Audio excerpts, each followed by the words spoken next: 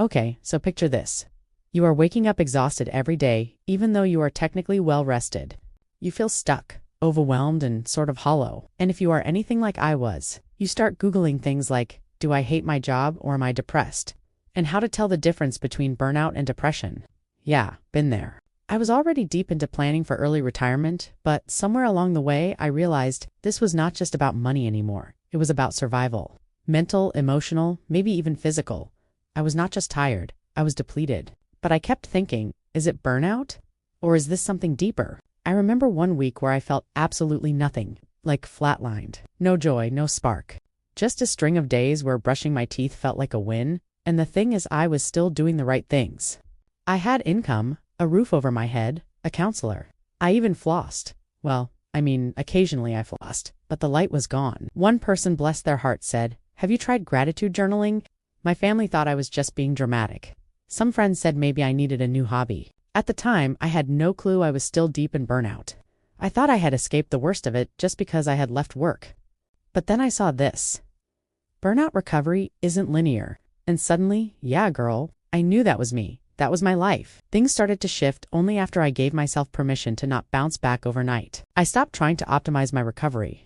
I stopped pretending I was fine. Instead, I asked, what if I am still recovering?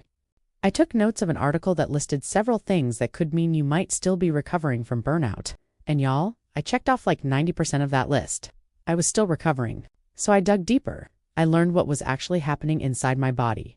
The exhaustion, the fog, the lack of motivation, it was all there in my nervous system. And once I understood that, I finally stopped blaming myself for not being productive. I was not lazy. I was healing. What was underneath was not chronic depression. It was burnout.